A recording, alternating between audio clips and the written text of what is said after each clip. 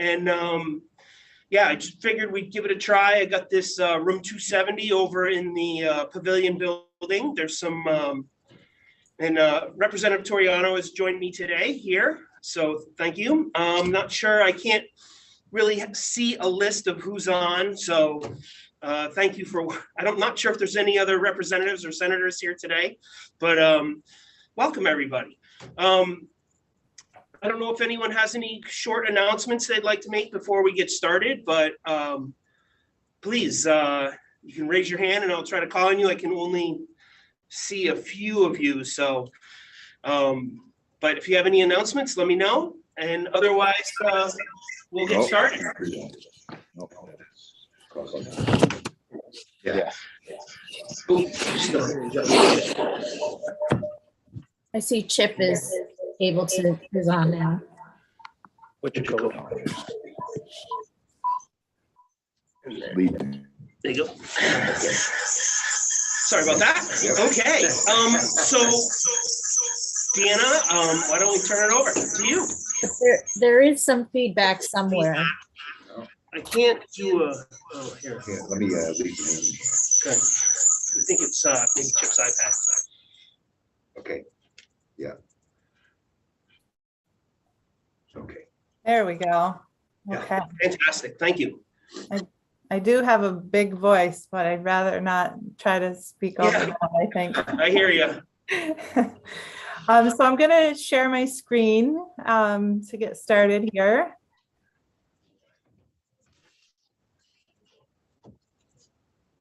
All right. So can you see my screen? Yes. All right. So my name is Deanna Jones. I'm the director for the Thompson Senior Center in Woodstock, Vermont. And I'm also the current chair of the Vermont Association of Senior Centers and Meal Providers. And I'd like to start by giving a shout out and a word of thanks to my previous co-chair of many, many years, Jana Claire, who has recently had a change in roles. But I couldn't start without recognizing her. We have several others of our steering committee on this call. Mark Bradley from Bugby is going to be presenting with me today. Joanne from Castleton couldn't be here because of a conflict, but she's a longtime member of the steering committee. And we also have representation from the Northeast Kingdom with Melinda and Rebecca in Burlington, and Nicole from Meals on Wheels of Lamoille County. So this makes up the steering committee of, and April in Rutland. I'm sorry, I didn't say that. So this wonderful group is the volunteer steering committee. They're all directors of programs around the state. And VASCAMP is a network of senior centers and meal providers who meets monthly to share ideas, support each other, and make connections throughout the state. We have no budget, no funding, no staff, and VASCAMP does not have its own 501c3. But founded in 2014, the mission of VASCAMP is to advocate for senior centers and meal sites on a statewide level, to promote the growth and quality of these centers, and to strengthen the professional skills of the staff and volunteers at senior centers and meal sites. And if there was any silver lining of COVID, it is that this network has been strengthened by working together and meeting monthly with our Dale and AAA colleagues. We're very grateful for this association to give senior centers a voice together. So that's who VASCAMP is. Many of you know that the role of senior centers is to support socialization and engagement and prevent isolation.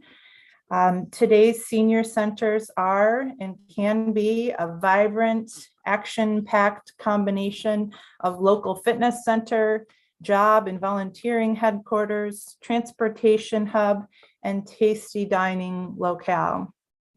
We provide meals, activities, and social opportunities for little or no cost to participants. So I'm going to ask Mark to unmute and give us an overview of how senior centers and meal sites have responded to COVID and where we were at over these last few years. Sure. Thanks, Deanna. My name is Mark Bradley. I'm the director here at Bugbee Senior Center in White River Junction. If there is, the pandemic, if there's ever any doubt, it really highlighted how essential services provided by senior centers are, especially Meals on Wheels programs. If we think back to March 2020, we had to react quickly and worked with health authorities and coordinating with emergency planning teams. Through that, senior centers across the state developed new safety procedures to keep operations running. And I think many of us had to educate ourselves on public health and especially public health communications. The impact of the pandemic on programming was immediate. Meals on Wheels numbers increased as soon as congregate lunches were suspended. And for some centers, the meal roster as much as doubled. Many of us also partnered with other service providers to offer additional meals, such as through the Everyone Eats program. And most senior centers began offering curbside takeout meals instead of dining room meals, which provided a pretty popular way to have a little bit of socializing while we could, even if it was from people's cars. The nature of some services also emphasize some of the most essential needs of our seniors, including new or enhanced check-in programs, grocery delivery, prescription delivery, and other services like that. One of the biggest challenges addressed was to start or enhance virtual programming as a way of reducing social isolation and to promote remote access to things like telehealth. Many senior centers made investments by purchasing new technology and equipment that allowed different centers to create new content, digital content, exercise classes, arts classes, educational presentations, and the like. Some of us also contracted with third-party content providers like Senior Learning Network and purchased sets of interactive classes and presentations from national locales. So centers both with and without the means to invest in these technological upgrades also offered phone programs.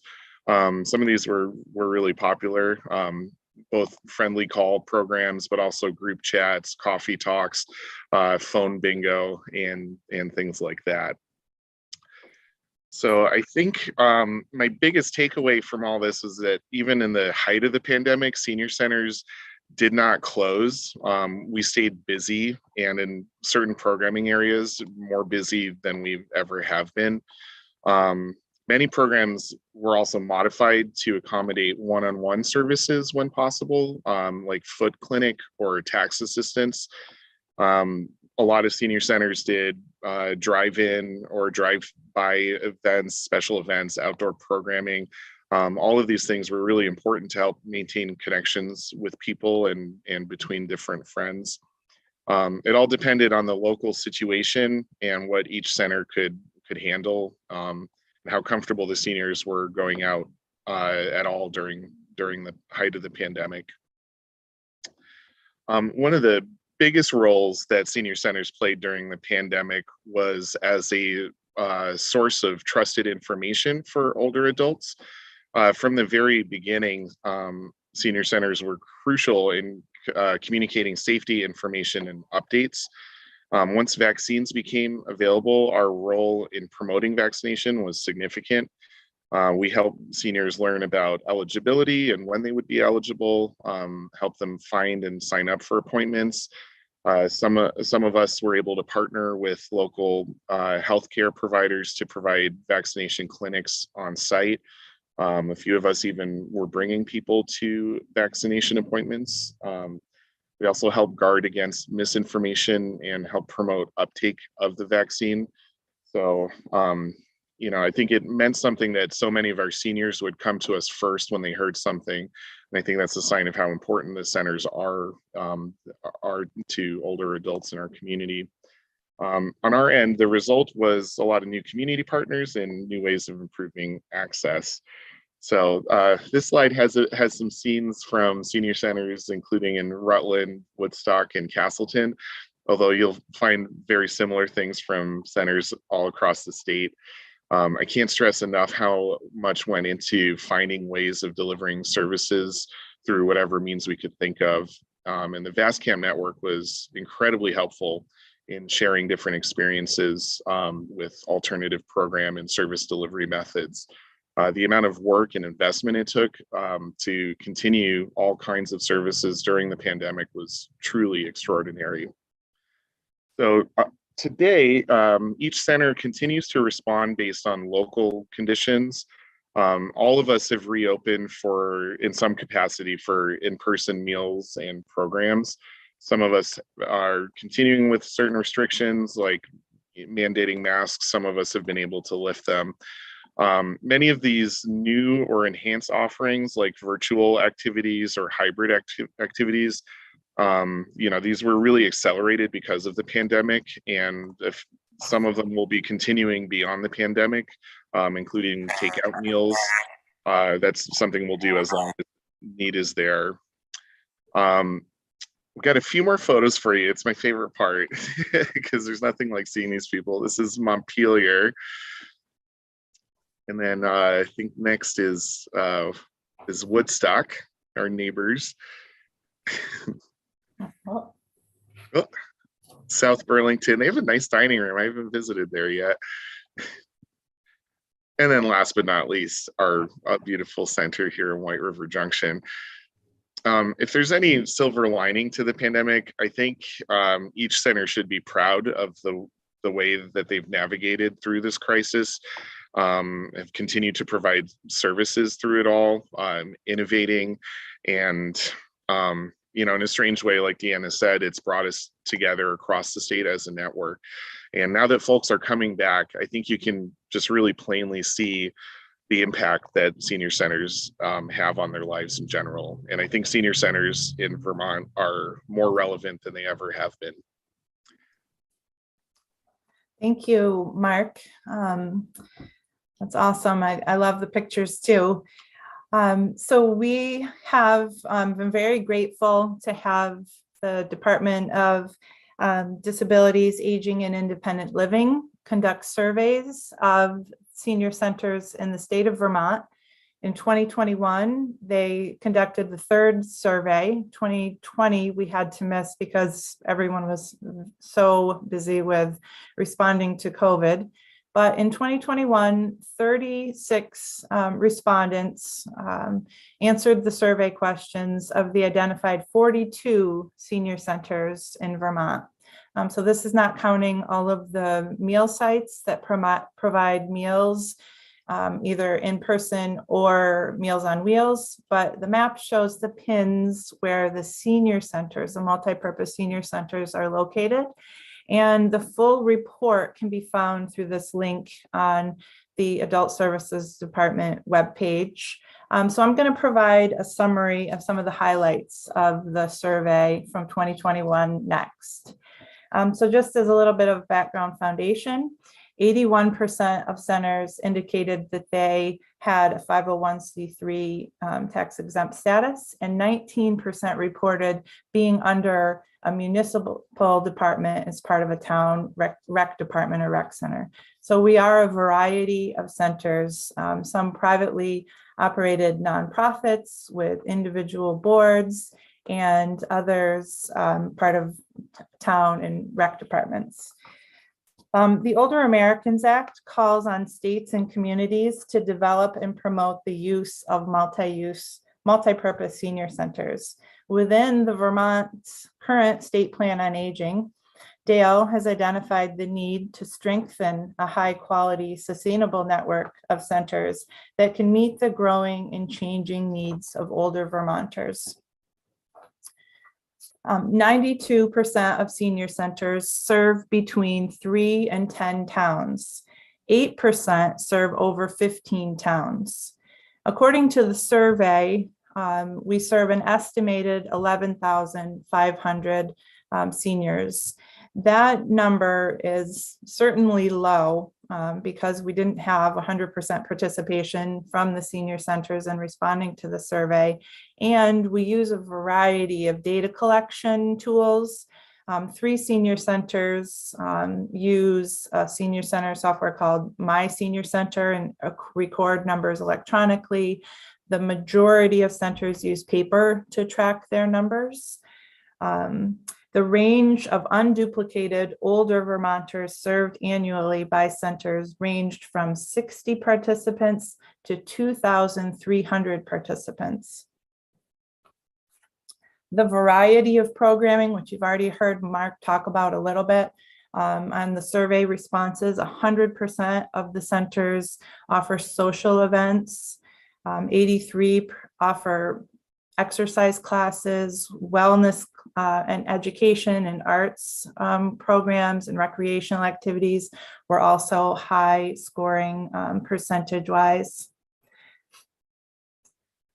89% of respondents offer meals at least once a week. Only 11% of centers that responded do not offer meals. Centers cited financial barriers as challenges in expanding their nutrition programs to either offer more meals, more days a week, or different types of meals. And 67% of respondents indicated that they had a contract with an area agency on aging to provide meals. And you'll remember if you were on last week's Older Vermonters Caucus that the AAAs presented those numbers, and it was over 1 million meals served to over 12,000 clients. The budget and revenue situation for senior centers. Senior centers budgets vary significantly and impact how much programming they can offer, how many meals they can provide, how many employees they can pay. The average operating budget is $142,000, although that number is higher than 45% of senior centers in the state. The budgets reported range from $20,000 to $650,000 annually. 39% of senior centers reported an annual operating budget of less than $100,000.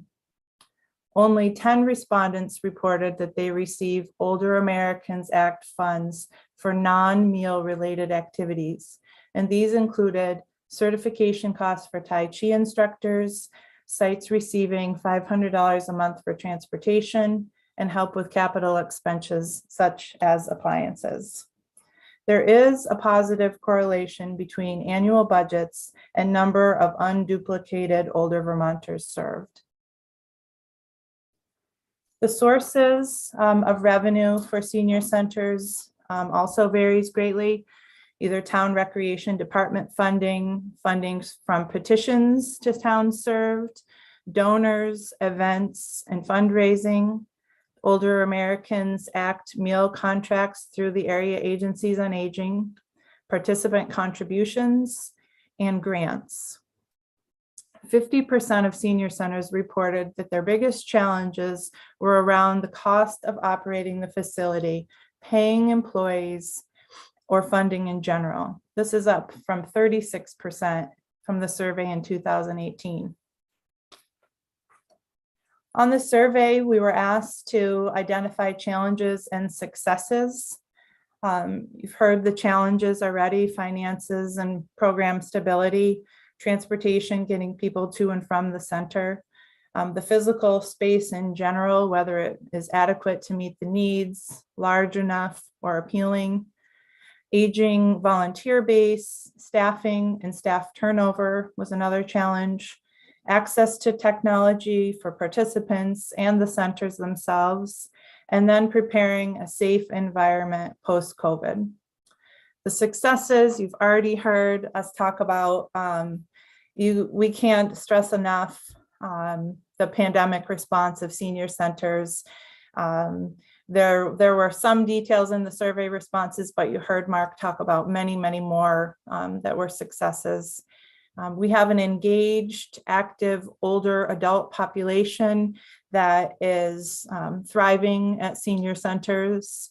We responded about evolving programming to meet our community's needs, community partnerships, and volunteer engagement. Starting to move out of the survey a little bit to the current state of senior centers again, responding to changing needs and evolving our centers. Around the state, there are aging at home support programs developing, either working with local aging at home groups or developing our own programs that model the village to village network. You can see models of this happening in Montpelier and in Woodstock. Lifelong learning and educational events are thriving at centers. Field and farm to table nutrition programs are developing around the state. And there are health initiatives and partnerships with hospitals and healthcare organizations where medically tailored meals projects have been piloted and hospital to home transitions, as well as working with community health teams throughout the state. We're also working on bringing more evidence-based programs to our facilities. Thriving senior centers have these things in common: high quality staff, active boards and volunteers, good food, diverse activities, and community investment.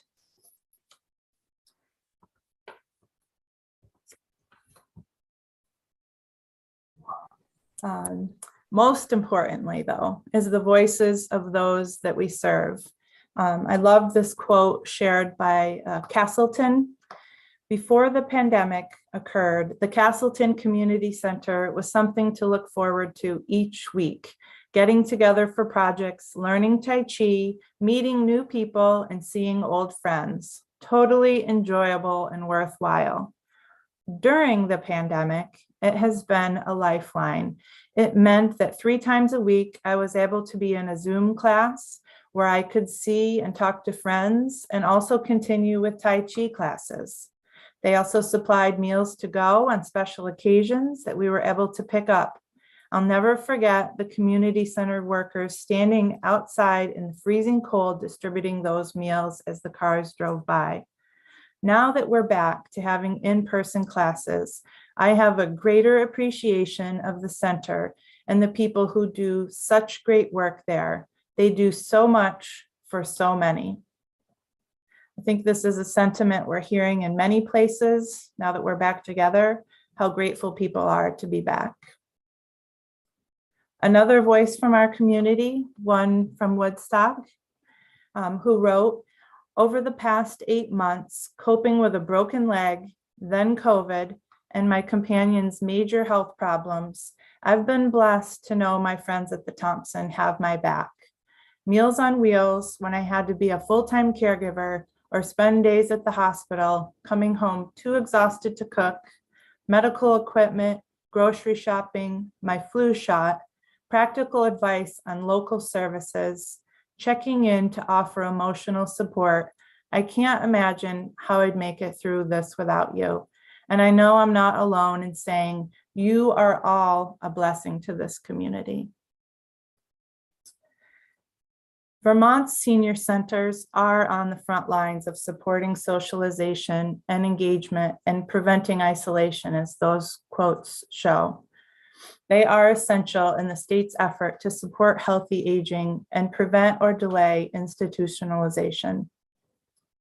But for Vermont senior centers to thrive into the future, they do need to transform and evolve, but they cannot do this alone. Partnerships and collaborations are a key to sustainability.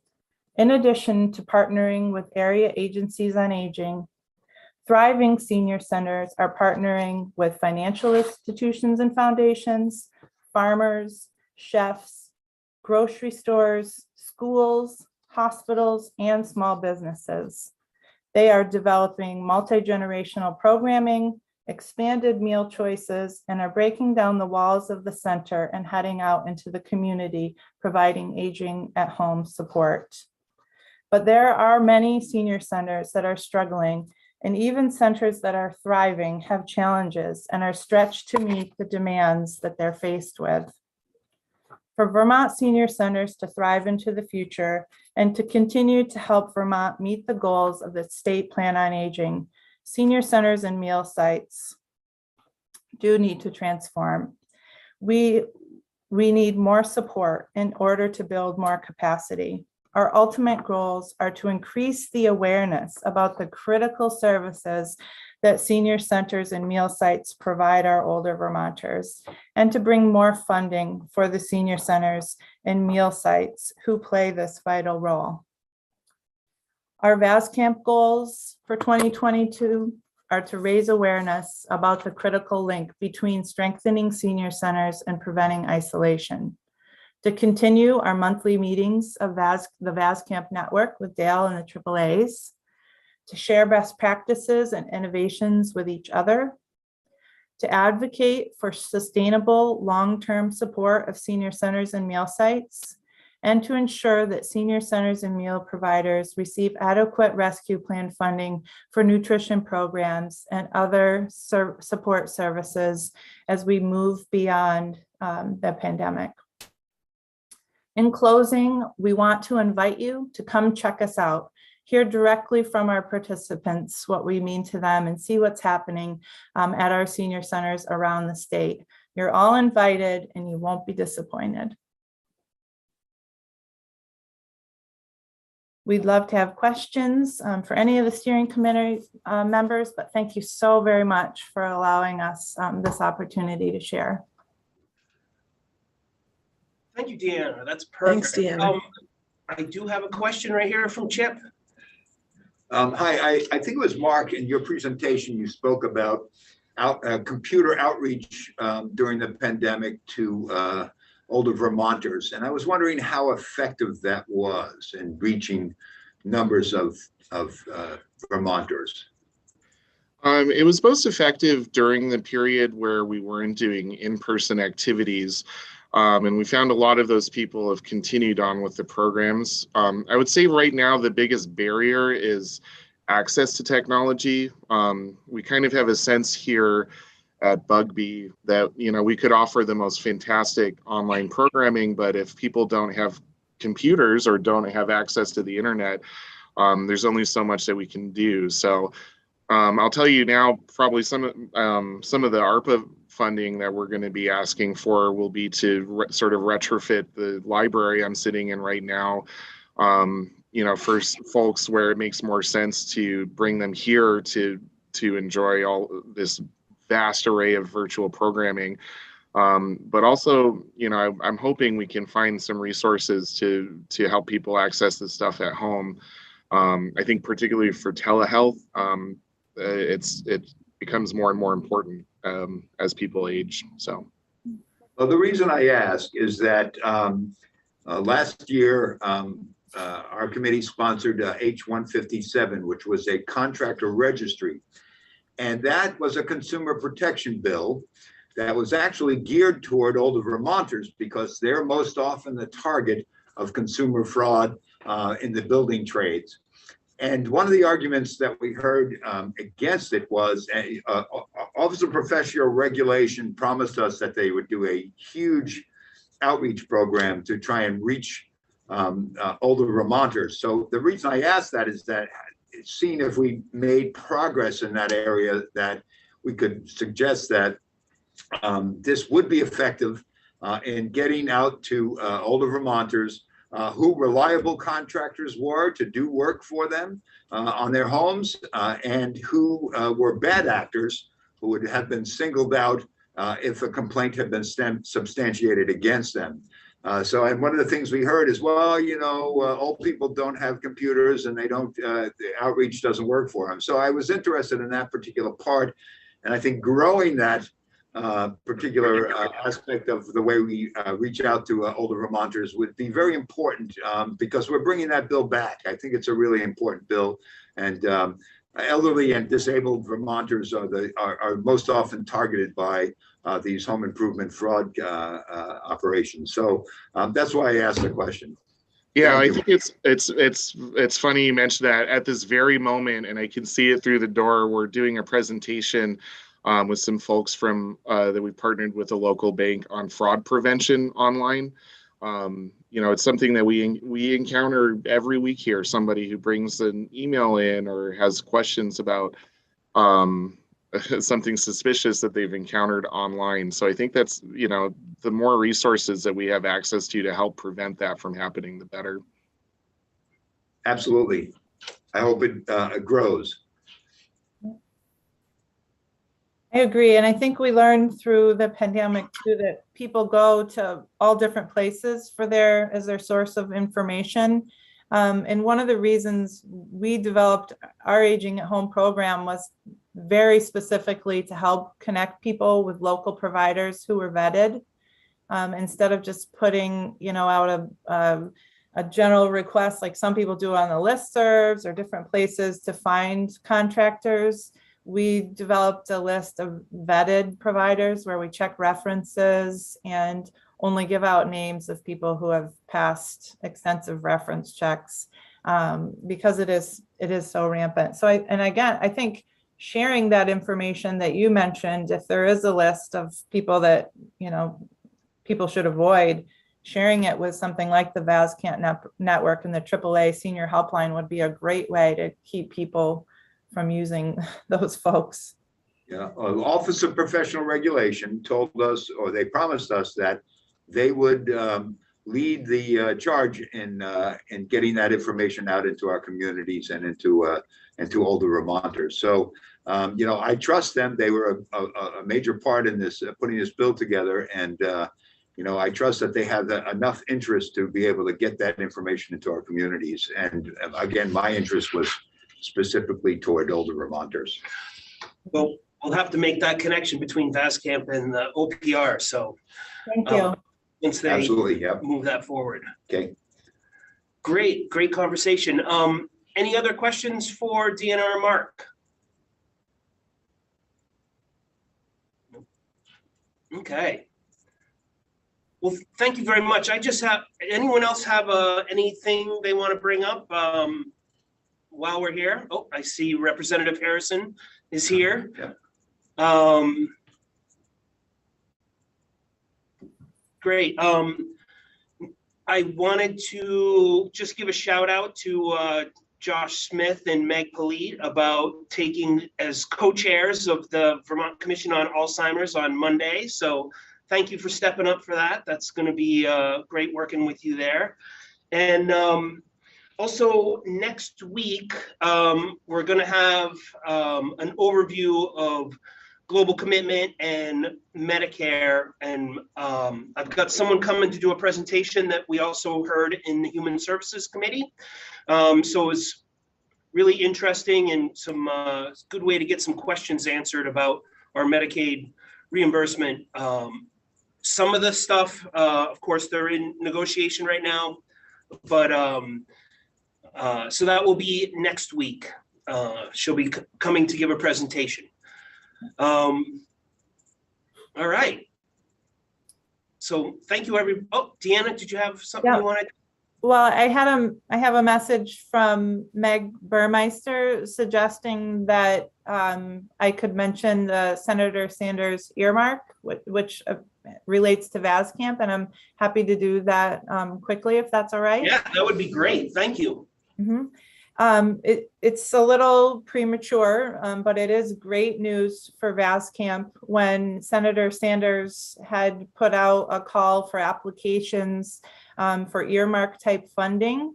VASCAMP did apply for 2 specific grants that were bundled together with the AAA's request. So there was one request that went out for older Vermonter related earmark funds.